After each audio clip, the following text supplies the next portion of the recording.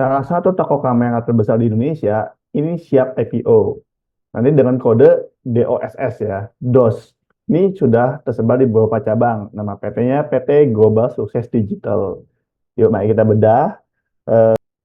Jadi PT DOS ini yang kita bedah nanti adalah struktur IPO-nya, company profile, tujuan penggunaan dana, kebijakan dividen, financial highlight, dan nanti kita hitung valuasinya.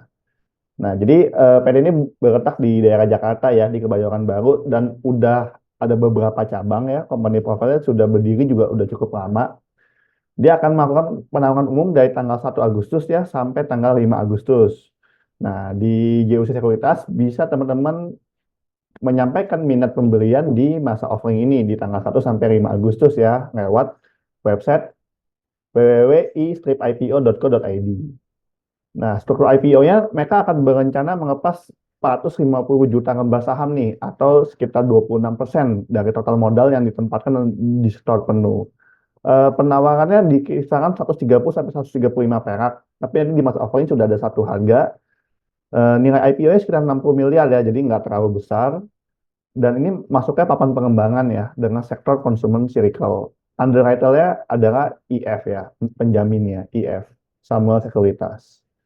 Nah, struktur ini sebelum IPO dan sesudah IPO. Jadi mereka kurang lebih berencana sekitar 26%-nya dilepas ke masyarakat ya.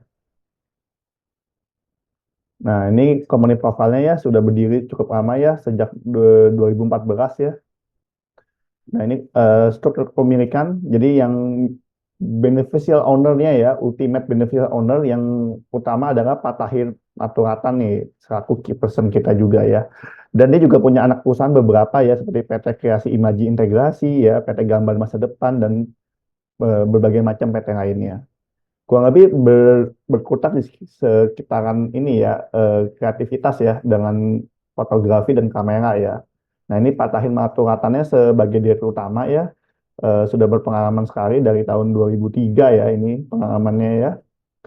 Dengan komisaris utamanya ada Bu Imelda Gunawang nih, ini juga salah satu key person ya saya rasa ya, direktur dan komisaris utamanya. Jadi ini perjalanannya ya, ada di beberapa kota ya, di Makassar atau Plasa ya, Jogja, Bandung, Kemang, Bali, Surabaya, dan akhirnya di Indonesia. Jadi rekam jejaknya cukup bagus. Dan ini beberapa foto outlet-outletnya ya, company profile-nya di Cideng, di Kemang ya, di GI, Ratu Plaza.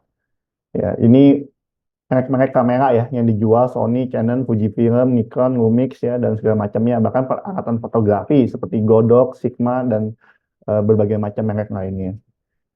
Jadi ini anak usahanya tadi ya, PT Gambar Masa Depan, PT Kreasi Imaji Integrasi, PT Distribusi Selalu Sukses ya. Ini kurang lebih semua dimiliki oleh PT DOSS ini.